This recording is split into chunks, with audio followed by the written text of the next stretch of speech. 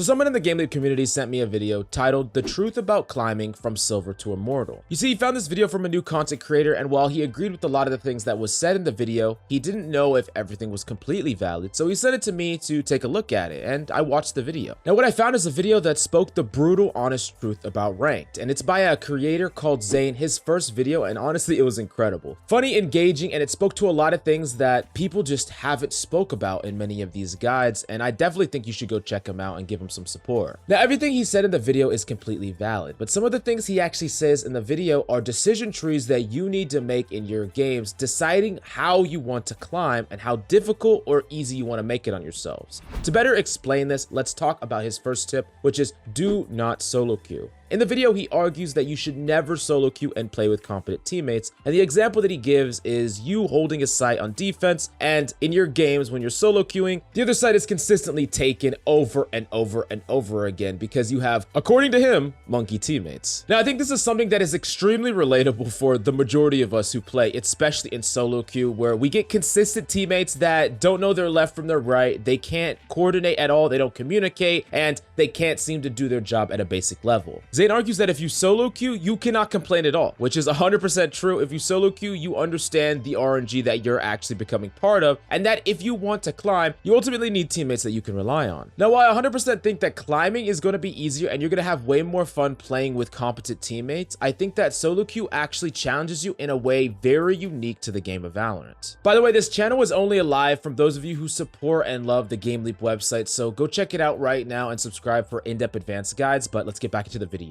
Now, solo queue is ultimately like a pressure cooker, where your individual impact is far less, and you have to go above and beyond to even have an impact or a mark on the game at all. Compare this directly to stat queue, where you play with 1, 2, or 3 of your friends, and now all you have to do is play your role or slightly above your role. You don't have to go really far above your own impact. You don't have to consistently clutch up, and you do not have to adapt around your teammates. Essentially, what I'm saying is solo queue teaches you to adapt in very unique skills that you will not learn when playing with teammates to the same extent. Now, is that a bad thing? That depends on you. This is why I really speak to what you desire in the game and what ultimately is your goal. Is it to climb a rank? Is it to get radiant? Is it to go pro? How do you want to play the game? Which is a question that I want you to keep in your mind while I go on to the next point that Zane made in his video, which is play in peak condition.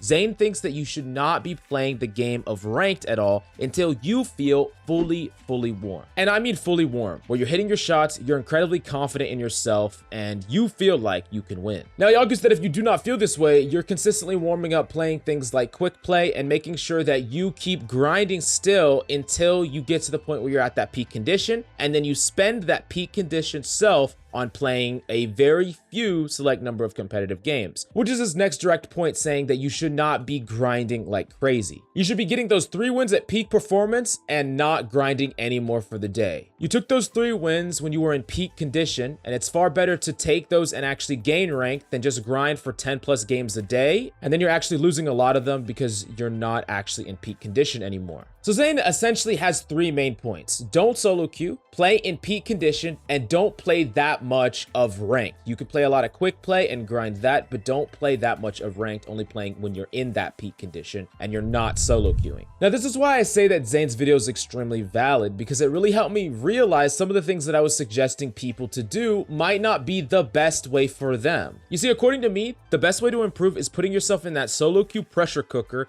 and consistently playing ranked as much as you possibly can. I don't feel like quick play gives you an accurate representation of the pressure that exists in ranked, and I think that if you truly want to push yourself as far as possible, solo queuing and playing as many games as you possibly can of competitive a day is the way to do so. The problem with this is not everyone will find this way actually viable, because many people will get tilted, will get burnt out, and ultimately it's a very unfun way to play the game. Essentially, I think there's pros and cons to each one, and it's really going to depend on how you want to play the game of Valorant. If you want to play with friends, I think you're going to build up some communication skills that is going to help you later on in scrims, but playing solo queue is going to push you further because you have to do far more and you have to adapt a lot more in your games. I think making sure that you're in peak condition and playing a minimum amount of games a day that you think that you can 100% win is going to let you climb a lot more and feel a lot more satisfying than playing 10 plus games where it's a wash or you even go negative for the day. Essentially, I think if two people of identical skill went both these routes of trying to climb in Valorant, one with the solo queue playing as much as possible and one with the peak condition playing with friends, I do think that 6 months down the road, the person that grinds solo queue and the person that played as much as possible will be quite a bit better than the one that played with friends. However, they will both be much better than they were when they started, and the person that grinded solo queue and played as much as possible will be far more tilted, far more likely to quit and get burnt out, and would probably have enjoyed the game a lot less in the entire process. Now, ultimately, Zane's video opened my eyes to the fact that there is not one cookie cutter approach to everyone trying to climb. Everyone has their own reasons for trying to climb. Everyone has specific skills that they want to develop. And ultimately, what do you want out of Valorant? What kind of experience do you want to have as you climb the ranks? This is going to be a very personal question, but it's going to better help you understand your game plan for trying to get to your goals in Valorant this year or this episode or this act. Go check out Zane's channel. I hope you enjoyed the video. Go check out our GameLeap website, and I'll see y'all next time.